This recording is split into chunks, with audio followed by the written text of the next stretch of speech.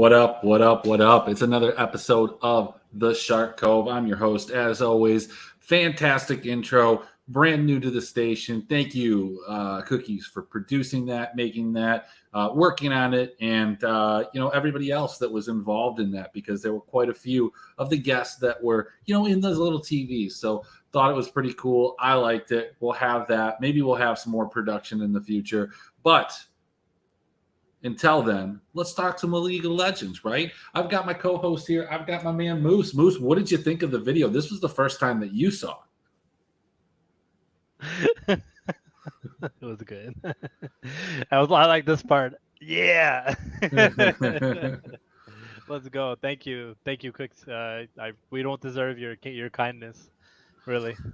It was a good video. I mean, I was like, what the hell are we watching? It was a good video. Yeah. So appreciate everything he does for us. If you want to drop some donations so he can do some more stuff, that would be wonderful. I've run the limit of the free stuff that he's going to produce for me, and we're to the paid portion of the content. So as that continues, we'll get some more stuff, and hopefully we'll have some really cool stuff for next week. Tank Top Tuesday is going to be wonderful. I am looking for a co-host for Tank Top Tuesday. Must have some guns, must have a tank top, because Moose will not be here. He's going to be on hiatus for a little bit. But hey, maybe somebody else can fill his spot for Tank Top Tuesday, and maybe there'll be a new song for that day. But Moose, nevertheless, slate yesterday, I think it was kind of interesting the way that it played out. I will say that I got demolished in the LGDWE series. I ended up betting overs. I bet the over on the main line, like we said, put a unit on that. Then I put like a 0.2 units on over 29.5. But then I escalated and I put 0.3 units on the plus 733 or whatever it was. I did that for map 1 and 2. So I wake up and I see that it goes 10-5. And I was like, well, this is just a disaster. There's nothing good that comes out of a 10-5 game. Now from a fantasy perspective, not from my bets perspective. And then the next game wasn't much more exciting, to be quite honest, at least from an over perspective. We started to get some fantasy points. And then in game 3, all hell broke loose, as I kind of knew was going to happen because I didn't bet on that one. And we got some pretty decent scores, some pretty sloppy gameplay, like what we would expect. But further on into the slate, T1 actually at the beginning drops a game to KT. We called it. Then you had, Damwon just absolutely throwing a game they shouldn't have, making that game even weirder, or the scores even weirder. And then OMG, coming out looking like gods on the blue side, all but looked like the game was over on the red side. I had turned it off, and when I went back to see game 3, because I thought it should have started by now, it was off. It was offline, and OMG had won. So quite the weird slate. It was a profitable one for me. How about for you? No, it wasn't. I think I'm starting to think about the way we're looking at bad teams and expectations with them, and tonight kind of plays to that, because we have some bad teams, we have some middle teams, and some more bad teams. But really, it just feels like we had a lot of expectations from the toilet bowls with WE, and I can't say that they've really delivered. I mean, we had one big game from WE previously, where they dropped 30 kills, and then LGD had a 20 and a 30 kill game, but a 20 kill game and a 10 kill game. So not really. I feel like our expectations were kind of lackluster, and it felt like yesterday should have been, a nice OMG 2-1 or maybe an AL 2-1, but OMG kind of turned the table. AL threw a game, Damwon threw a game, and that kind of decided the slate. I can't say I was a big fan of the slate, but it did teach me a little bit about how to approach cash games from a little bit of a safer standpoint. Yeah, look, I thought the slate, it turned out good for me. Basically, the way that I was approaching it is I went OMG in the 333. I played a bunch of OMG in the 44, but with LGD. I was hedged all over the place, so I was able to win a couple. I even won a winner take all with 4AL. Just, it was one of those things where the other guys were on, I think, T1, and I don't even know what they were on. Maybe T1 and LGD. I don't recall, but I edged out a little victory there, cashed both of my 4-stack OMGs. It could have been a better night. I almost, the sweep wasn't exactly what I would have wanted. I think a couple more kills, a loss, and then, a dominant win on blue side for game 3 would have not only done wonders for my winner take alls, but would have done better for, my 333 lineups. Alas, I can't complain. It was the slate where I profited. And tonight, guys, everybody profits. You're watching the show, you're going to profit. It is my prophecy, even though I'm not a prodigy, I guess, is where I'll go with that. Let's get it kicked off. Let's get it started. Let's talk about some games. I got to bring this up. We are right here. Boom. Let's go. First game on the slate. We've got the Sandy Boys, the Sand Sharks. Big time favorites here against Nongshim, rightfully so. I think that is no surprise to anybody. Sandbox has just been beating up on bad teams. The quintessential gatekeeper right now of the LCK, and there are like a couple of them. But we saw yesterday KT was able to punch up a little bit and almost break into that upper echelon. Sandbox has been trying to do the same thing, but they've been racking up a ton of 2-0s, and Nongshim has been racking up a ton of deaths. This game feels good. Sandbox is not priced the way that I thought they would be, and certainly not priced the way that they should be for a minus 435 favorite. I can't say that I'm in love with any of these betting lines. Before we go into the totals, Moose, do you have anything to talk about Sandbox, Red Force, the betting lines, plus 310, the minus 1.5, the map spread, anything at all? Yeah, so going off of the initial thought of this game is that, historically, so far this season, Sandbox took care of business with NS. But I think right now I'm much more lenient on the plus 1.5, and the reason why is because I felt like Sandbox looked worse in their last game against KDF. Perhaps the KDF was just a tougher matchup, but the NS actually looked pretty good in their last game. They didn't look bad at all. I thought they were actually looking pretty decent, which surprised me because I thought that it was just going to be, a quick KT stomp. But Nongshim, they in the game that they won, they had a really good understanding of the meta. They played BDD on the Rise, which was a very, very popular pick with KT last night, when we might be able to see that repeat again today. And overall, it just feels like there's still some life left in the team. There's still some talent. No question about it that Sandbox are obviously in a much better place, but I could definitely see Nongshim taking a game here. Wow, that's some hot takes there, Moose. I still think they look like dog shit. You're pointing to the game where they won 21-6. It was their first game that they've won in fucking weeks, man. And then they lost 4-19 and 4-15. But somehow, it was a good-looking game. Look, yeah, they had a lucky game, man. I don't know about all that. I don't think I'm going to be non-shimming it up. That's probably not the spot that I'm interested in a dog. But look, I've been wrong about Nongshim literally at every turn. Outside of the fact that in the preseason I said this team was not going to be good. They're not good. That was true. I did change my opinion and thought maybe they could be, but their true selves, true form came out. They won a game. Whoop-de-doo. I didn't think that they would lose every other game, from week 1, 2, 3, like from week 5 on. They weren't going to lose every single game. They might lose every single series. Weren't going to lose every single game. I don't know, man. Sandbox is always this team that starts off the slate. They play first. They play fast. They win the game. It's not necessarily something that it is going to be optimal every single slate, but a 2-game sweep usually works out pretty well. They get 11 to 16 kills. Great kill participation. Prince is a baller. But I'm just not getting a big enough number here. I don't have enough confidence at minus 120, so I'm not interested there. But what about in these kill totals? A lot of these teams have been trending up. So we're at under 22 and a half or in over 23 and a half when we look at the numbers. If you look at the last couple games, I mean, I granted these are against Gen G almost entirely, but KDF 24, 23, 40, 32. The HLE series was just a complete wipeout.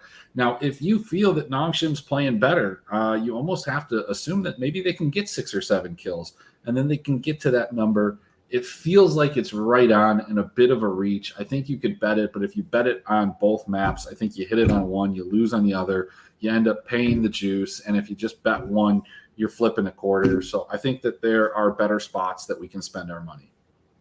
Yeah, unfortunately, the juice just doesn't go our direction here. If it was 22 and a half, not juice, I would take it. But it's like 22 and a half at some insane amount. The over-unders, I mean, I don't know much about the kill spreads. Well, the kill spread is 7.5, and the reason that I brought that up is just because when Nongshim does get beat, they get beat pretty badly. I think that the only problem that you run into is 7.5 starts to get to kind of a larger number, especially when you're talking about a team in Sandbox that is only averaging 15 kills per win. When they're averaging 15 kills per win, they're averaging 7 deaths per win. You really get into that kind of scenario. Same thing with the over/under. The number is pretty close to being on. I don't think there's a trend one way or the other. So I think if you bet it 2 times, you hit it once. You can bet it 3 times and hope that you hit it twice. But it just doesn't feel like a place that I want to force a bet. So I think we'll leave it at that. Yeah, definitely agree there. I'm not touching it, but I definitely would give the +1.5 a look, unless you like Sandy Boys to 2-0. I do like them to 2-0.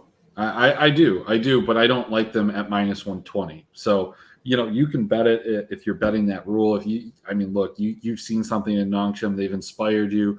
You're going to stay up, and you're going to have some terrible things in the chat to say, either to the Nongshim players or myself.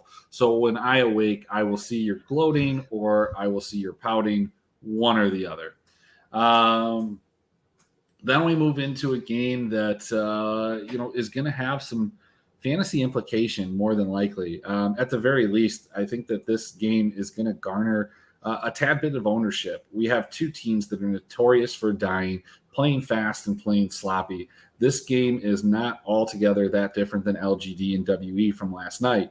Now, we know how that looked like it was going to turn out with a 10-5, but somehow they pulled through. And I think that these 2 teams, provided they go 3 games, both of the teams are going to have members that are likely to find their way in some type of optimal Frankenstein build or optimal 4-stack or possibly a 3-stack. Ultra Prime is favored here. They're favored by far more than you probably ever think they should be. I think that a lot of that has to do with some of the names that are on here. You've got MSI champion Crying. You've got everybody's favorite wine drinker Zoom. MSI champion Crying. And then you've got fantasy darling, at least in 2021 and spring 2022. But Elk has not been that guy in summer. The way that he was in spring, where he was popping off even in losses, not been the case lately, and up's pretty expensive. But before we get to the DFS part of it, what do you like here? I mean, the spread lines are they're just wild in both directions. I don't know, man. Like for me, maybe Invictus money line. Invictus money line, for sure. Ultra Prime does have side advantage, so you could be looking that direction if you're trying to figure out who to bet here, or who to play tonight. But I don't think side advantage really matters when it comes to teams that are this bad. And like you mentioned, you have MSI champion Crying is he was a one-dimensional champ that basically forced Yahoo to play top laners that Shijahu got tired of playing, and so now Crying is on this team for a reason, and Jahu's back in the mid lane. But like we talked about this, and I thought about this the other day. I think Crying's best performance and best champion has been Corki. Same with Cream, and we just haven't seen that same type of domination from Corki anymore. And I think I think it has a lot to do with the fact that teams are playing really good front to back, heavy carries, heavy enchanters, and just have a really good way of positioning far away enough, especially with Ziri, where they don't really get affected by close mid laners. And so I feel like because Well, of he that, was nerfed too. That's the bigger portion of well, it. yeah, the package nerf for sure, Well, but it's not the package nerf. It's like AP ratio or some other yeah, aspects of his and kit, and so he's not. I mean, you're not going to see that AP Corky build the same way that you used to. You might see some crit Corky, but the Corky strength was his ability to poke with the Manamune, the Ludens, and just yeah, definitely absolutely just tear wrecking through people. people. Yeah, So my that's why patch you're has going a to see lot to less do of with them. that for sure. And Krine's trying champions like Azir, Lissandra, Swain, Talia, and definitely struggling um in a spot where Mole actually looked really good. I mean, that's not saying much. They Invictus played WE last, but this seems like a 2-1 series either way. And overall, I definitely like IG here to kind of step up and do what they do. Top lane, I'm pretty much crisscrossing. I don't think Zeke has been as much of a standout performer, but I think IG just has been worse. Mole is good and serviceable. On is good. Wink is still a question. And I definitely like June better than Hacker. I don't know what Hacker has on the organization to keep him around, but they continue to service him. That being said, I will be playing both sides of this game tonight for sure because I feel like this has the highest chances of popping off either direction, and I really feel like IG have a good shot to score well in a 2-0 or 2-1 win. Yeah, so let's talk about that to some extent. And one thing that you had mentioned is kind of the champion pool for Cryan. Certainly has been a guy that like Corky, but he does have a couple other picks that he's shown that are in meta. Azir being one of them. He's played the Rise, and this even dates back to last year. So it's hard to kind of decipher win rates between the champions because last year he's on a very good team. This year he's on a very bad team. So win rates are going to be adjusted accordingly as such. One of the things, I guess, when you're banning champions against IG, sometimes teams do choose to target ban June and some of his pocket champions, but I think that opens them up on red side to, get some additional champions that they might not normally have because again, they're target banning him and trying to get some of these champions that are just out of meta, but in his meta, out. Now that doesn't matter when teams are vastly better. But in the case of Ultra Prime, I don't think that they're better. I don't think that they're a minus 170. This team has looked relatively uninspiring despite the namesake. And as we take a look into kind of their totals, look, this is a team that dies a fair amount. Looking through this, they haven't had a game outside of a loss to RA where they died less than 16 times. You take out a couple of these, and it's almost like 18 or 19 into the 20s. Not really like huge ones, but look, this is a team that dies a lot, but does get some kills in those losses. On the other side of things, IG, from at least a winning perspective, started off as a team that got a lot of kills, but recently, in the few and far between wins that they've had, our team that is around 15, 16, 17, 18, or I should just say 15 to 18, I guess I don't foresee them scoring tremendously. I think that they'll score good enough in a 2-1 that they're worth considering. But they are a team that give up a ton of deaths, even more than up. You look at this, the 20s are all across the board. They have that little 10 where they just got the floor wiped with them, but a 31, a 20, a 22, a 23, when we're talking about that and up, who does get a lot of kills, it's just, you just don't know what they do in wins because it's been so long. I think that makes this kind of an attractive game to try and attack some of those overs. look, I think I'm going to do the same thing. I don't know if I'm going to do it the same way. I think I'm going to attack some of these, 29, 30, and 36s, and I'm just going to put fractions of the units on there and hope that I hit it. I'm going to learn from my mistake moves, though. I'm going to tell you what I'm going to do that I didn't do yesterday. I'm going to bet games 1, 2, and 3. I'm not going to leave game 3 out of it, because that way, if game 3 turns out to be the one and only kind of fiesta that we have, I think I'll get paid out on that. But kind of recap the betting here. I like IG. I like IG to win. I'm going to take the IG money line. I might have a little bit of a different stance in DFS though, so stay tuned for that. How is up the chalk of anything? I don't think they're going to be the chalk, man. But yeah, they're overpriced. They're overpriced. Gen G DRX. Gen G's just been on an absolute warpath.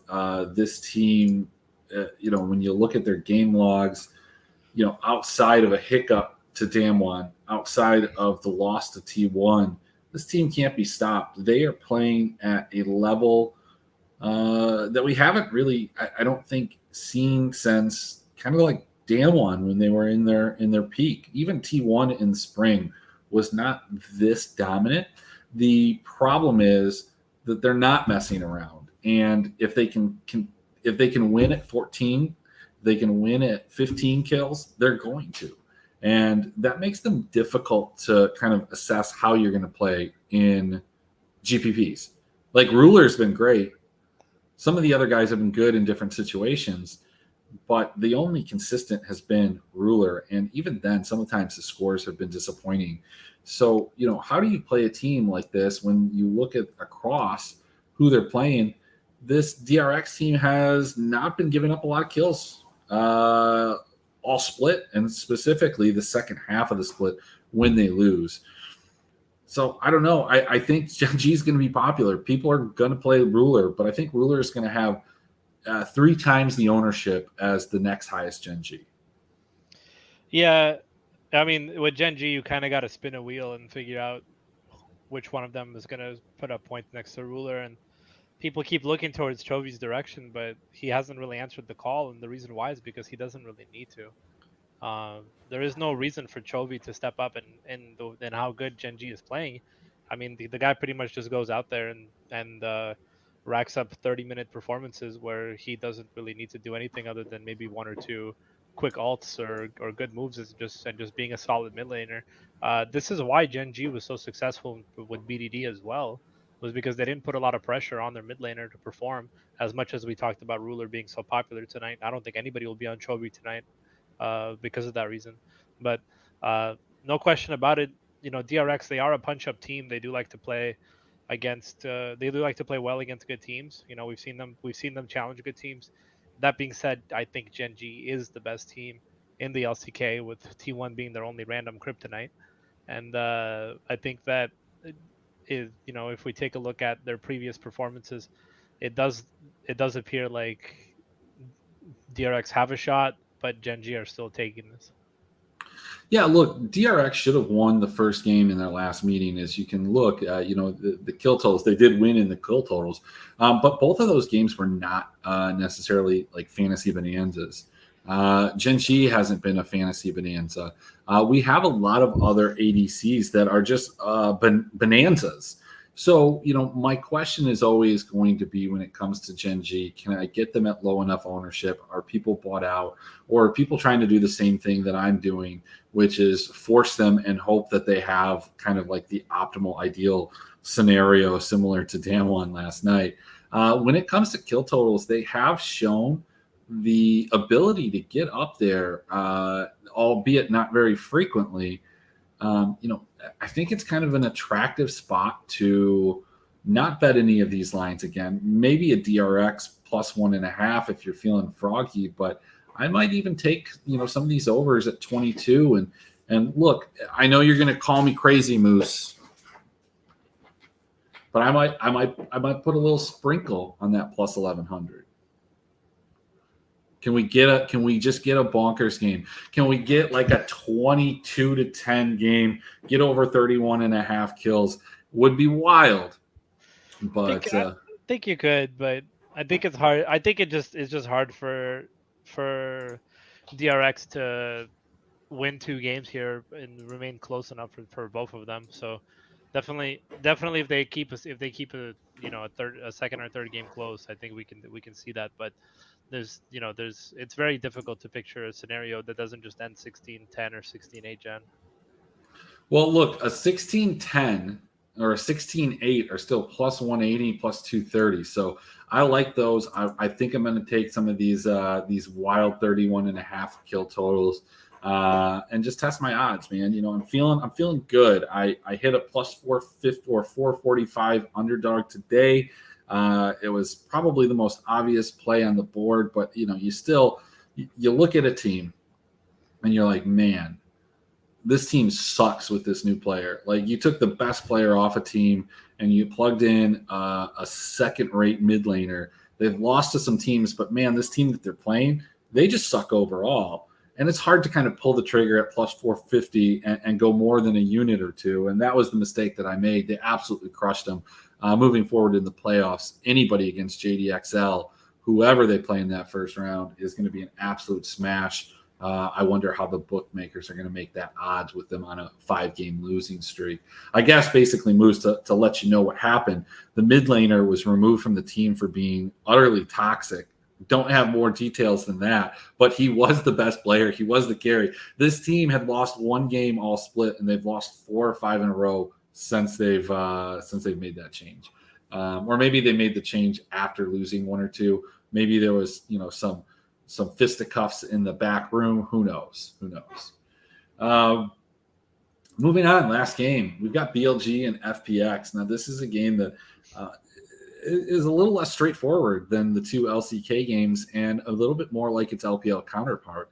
A little bit different in the sense that, FPX is a team on the rise, and BLG is a team that, man, like LGD yesterday, like Demon in the top lane. Like, can we trust these guys to make it to game 2 if they lose? I think we'll see an icon swap, right? Fofo's got to come in. That's just the way that they've been doing it. So you can't play him. I feel pretty confident in Doggo and Crisp. But Weiwei's back, right? Like, Can's gone, but could he come back in? Been safe. So there are spots in this lineup. But even further than that, can this team beat FPX? Are they worth a plus 125 wager? Are they worth a plus 1.5? I mean, they do have, I believe, boost side advantage, but at minus 275, holy moly, that is a tough line to take. Yeah, I don't really know how this line plays with BLG. I don't know what's going on in BLG headquarters, but it feels like the team goes from mailing it in to completely switching their stance and saying, you know what, guys, we're gonna give it one last shot. And it feels like their remaining schedule is, other than V5, is three matchups that are very winnable with OMG, WE, and FPX. And in the last 4 matches that they do have side choice on all of them. So that's good for those tiebreakers, I guess. So my guess is that BLG are trying to make a late push. Maybe if they consider 3 wins and maybe try to sneak in, but into playoffs or something like that. But it just feels like this team is just experimenting with their players. Doesn't feel like Bin ever got into the mix of things, and he's just kind of living on his own in the top lane. I don't think the jungler change is really that big of a deal, because I thought Can was playing well for what it's worth. I just don't think that he was integrated enough into really their system. Doggo's back, which I think is a big upgrade, and Icon is, I don't know. I mean, like, the Icon factor of starting him is kind of where you start to really drop this lineup off and ask yourself why, right?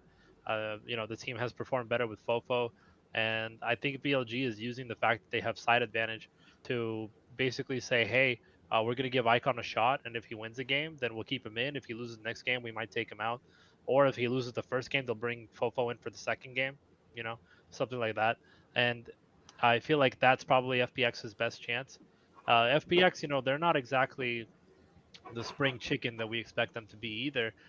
Being a 5-7 team in a very closely contested bottom of the barrel type of league, it feels like FPX are definitely overvalued tonight, but still good favorites. I just don't know.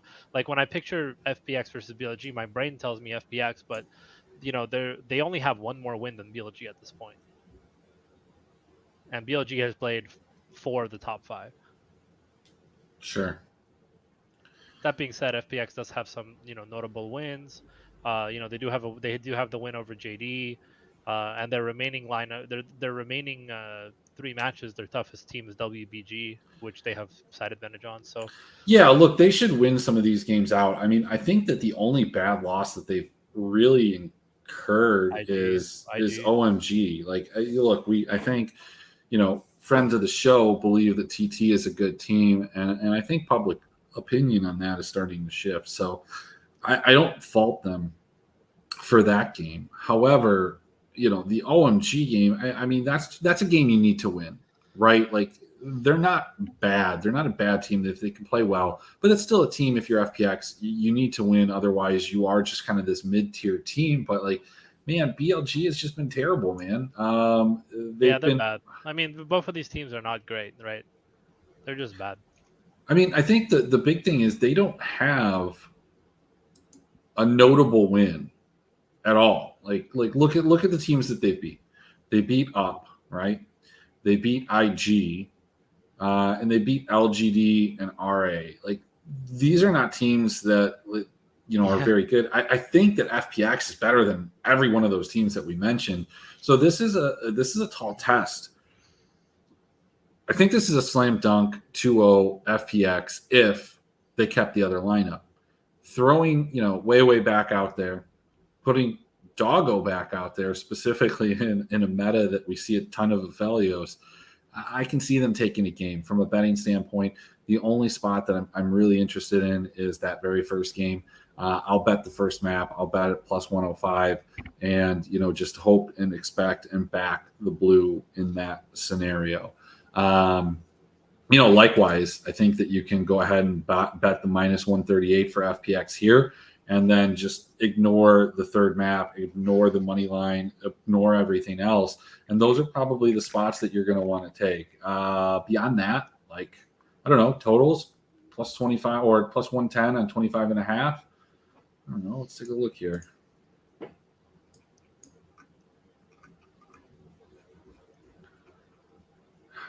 I mean, it feels good from an FPX standpoint. This team is increasing their kill totals, and we go to BLG. It's difficult. You look at the way that BLG's been playing recently, but you don't really want to take that. I think you're more or less looking in this range where you had kind of this roster. I think I'm going to smash some overs here. I don't think I'm going to go crazy and do any type of kill ladder stuff, but I think I'm going to take the over 25 and a half, or maybe pay the juice on the 24 and a half. So those will kind of round out the bets. Anything else you're doing, Moose? Yeah, map 2 FPX. Definitely will take that. I feel like that's a slam dunk play. And then just the overs 24.5 feels like a really good spot, which we talked about. 24.5 feels like a good spot. Both of these, FPX have a very large KPW and a very large def per loss. And BLG, unfortunately, on the smaller end of both of those, but it's really going to come down to a big FPX win or a big FPX loss, and I feel like that's very doable. A 16-8 is very within reach for an FPX loss or a FPX win. So Sure.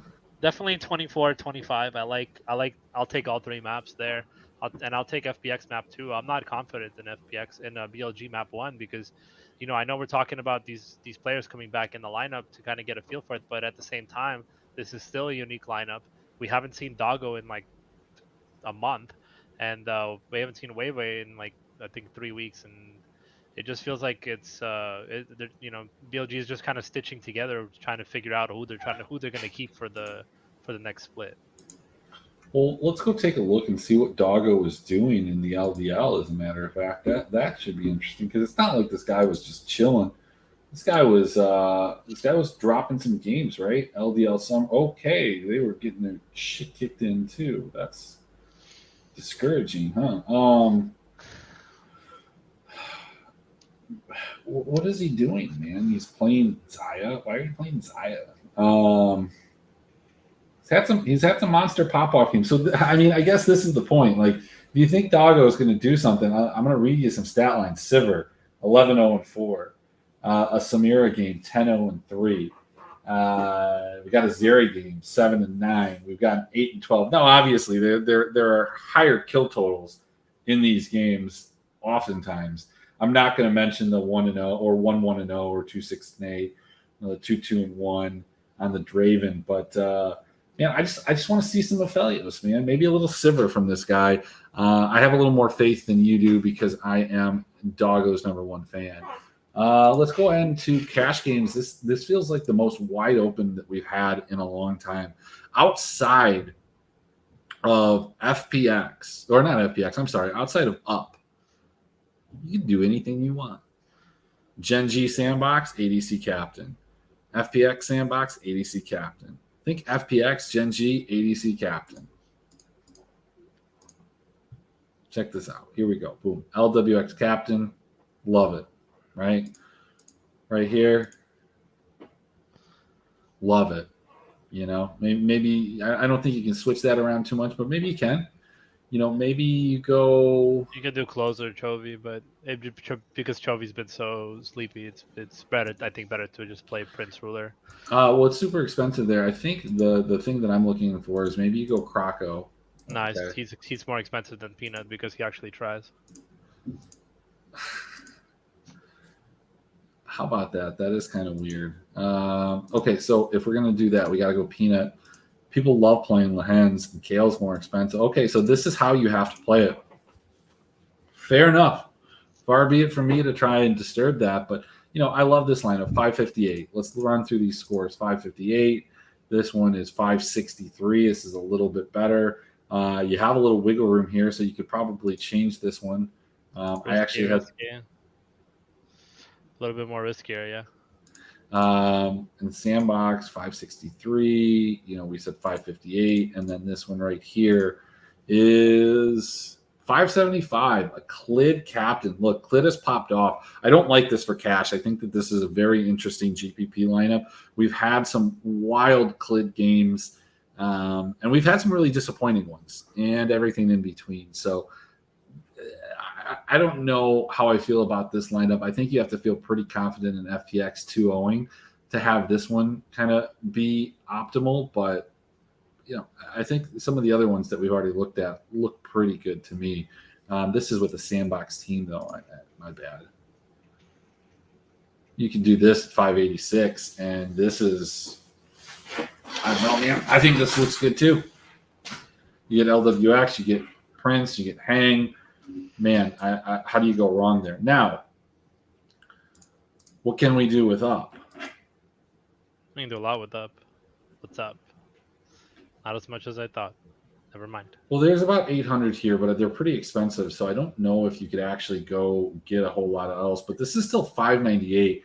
I think part of that is just this outrageous projection on Zoom because of how much IG dies and you know what his potential is. Let me do this. Let's bring him down to Earth.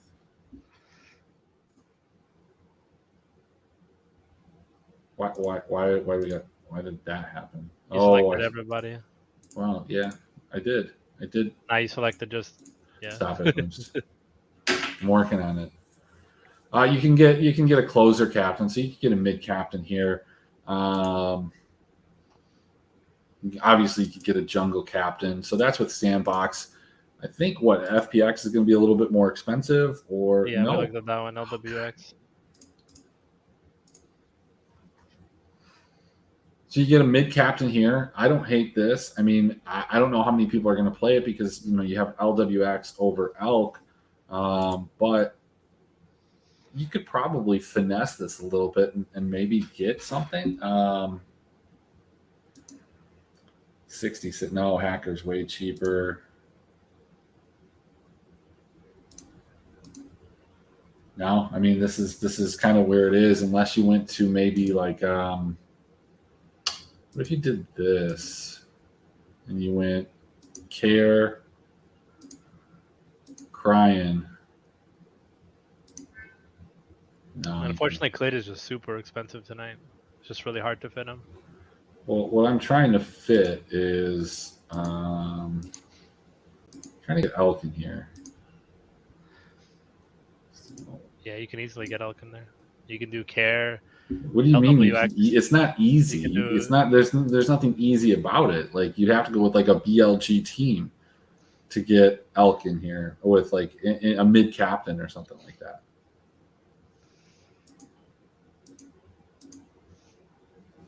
Let's try this.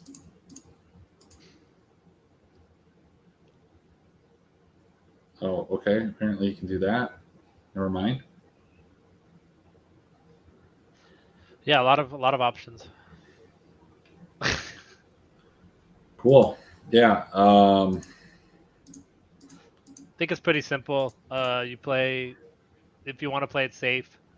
You play the two LCK teams, and you just take the free double 80 carry lineup. If you want to be a little bit more risque, you can play FBX with Gen G or Sandbox, and kind of pick and choose who you want to play from there. Yeah, look, so I agree with you. Sandbox Gen G seems like the absolute safest, and if you decide to play that, I think what you're looking for is these other two games to bomb. We've seen it time and time again. It happens. Up IG could be just craziness, but if IG wins that craziness, maybe Up doesn't make it into those cash games. You don't play IG in cash. You learned that earlier this year. You don't do it as a favorite. You don't do it as a dog, but you can play IG as a dog. When it comes to the question that we have here in the chat, LSB, FPX, yeah, I absolutely love. I love them in cash. I think you can play that. I don't think that there's anything wrong with it. I almost think that this is where I have a little bit more confidence in a decent scoring series. Like, look, Gen G, I think they win. I don't know how well they score. If you're looking at just like averages and medians and range of outcomes, they certainly have a ceiling. They just don't get there very often. FPX will get to their ceiling more often.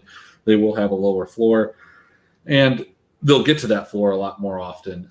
So that's kind of the trade-off. But I really like some iteration of this lineup here. I almost think. Oh, okay. So that's kind of the pricing. But yeah, something like this. I mean, there are plenty of different options and ways that you can play with this. And that being said, IG can be with anybody. So yeah, Sure. You can play IG with anyone. Well, that's kind of what I got. I mean, when you look at like from a GPP standpoint, not talking about cash, not talking about safety, not talking about any of those things, it really does feel like the team that has, the highest potential is going to be Up or IG. And the winner of that series on the surface looks like and feels like it should be in the optimal. And, more often than not, it will be in the optimal. But things to consider, like you can't play Up with certain teams as comfortably as you can with others. IG obviously fits with others. The other favorites you can put together. I highly expect to see a bunch of these disgusting Frankenstein lineups with like 3-2-2s and just shit like that, and possibly even winning. I don't know. I really do I kind of dig this. I kind of dig something from this. I don't know what yet. But maybe, just maybe, what can we do here? So let's get rid of this team slot. Let's go get a captain. Let's go get our boy. Is Prince more? No. Okay, so let's go get our boy Prince. Let's go get him in the captain slot. Let's take a look at what we got. Okay, we got 5,000 to go grab a team slot. And that 5,000 team slot gets us BLG or gets us FPX. And I think that that's super sexy. I mean, look, we just got a ton of ADCs that fuck on this slate. We just do. You've got LWX, fucks half the time. Same thing with Doggo. Prince and Ruler, perma-fucking. Elk hasn't been seen in a while, but, could come out of retirement. Sometimes he's on, sometimes he's off. right? Turn on, turn off. Name of the show today. I don't know. That wasn't the whole point of it. And then, of course, you've got our boy Ghost. So I don't know. I feel like Moose, from a GPP standpoint, you can correct me if I'm wrong, but you're running a Nongshim lineup. No. Okay. All right. There's You not said enough room, but in the 44, I'll definitely play a Nongship lineup in your honor. All right. Definitely play a Nongship lineup. But I mean, I feel like you almost have to because LSB will be a popular cash play tonight. So. All right. Tell you what, Moose. This is what you do. You take that money for the 44 lineup. You build a Nongshim lineup, right? You take that lineup, and anything that it wins, you then take that money, you put it in your pocket, you go to your local convenience store, and you buy a bunch of Mega Million tickets and try and win $1 billion with that money. If it's $1,500, it's $1,500. You're getting 750 tickets then. I don't know what to tell you. Understood. Who do you like on Sandbox to pair with Prince? Do you like Dove? You like Closer? Kale is my favorite. Play. But as you can see, they're all relatively close. Closer's obviously kind of stepped up his game recently, but that could have been an aberration as opposed to a rule. Yeah, I guess we'll see. I'm with Gen G, it's just so hard to pair tonight, and I think that's gonna pretty much be the defining factor of like, what do you play, right? Because it just feels like, you lock in Ruler, sure, but then it's like, who do you play from there? You're basically hoping for a 70+ point game from Doran, which he can definitely get you there, but against DRX, like, I would say Kingin is probably one of the strongest pieces of their lineup.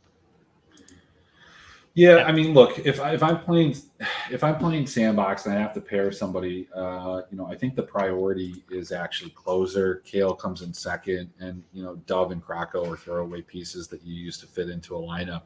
I mean, same thing can be said about Gen Chi, right? Like you're saying, it's hard to figure out who you want to pair with Ruler. A lot of people have been just going with Lehens most of the time, but Peanut and Doran have had their pop-offs. It just seems like Chovy has not been the rule that he once was. And I guess if you look back at spring, Ruler was not as high of a priority in stacks. He still did well, but they let Chovy carry. Maybe there was something like, hey, let's let Ruler carry. You do your thing. You go farm and get your 4 or 5 items, and then just meet us over at this dragon fight. Mm. So.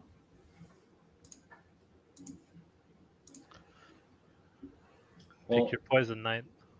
It's always pick your poison night. Are we playing it IG and cash? Nah, I'm not. I would. No, the IG dream is over. It's done. All right. GPP. For sure, GPP. Well, look, that's all I've got. Moose, do you have any closing statements? Not really. I feel like the FPX's performance will pretty much dictate how tonight's game goes. And I don't think anybody will be on BLG because Doggo's not on the slate. Yeah, and that does suck because I would want to play Doggo, but I guess that you can't. So I don't know, guys. Good luck to everybody. I'm going to leave you with that wonderful intro. We'll be back here, same time, same place, tomorrow, 9 p.m., 9:05, somewhere in that range. Moose, stick around. Talk to you guys later.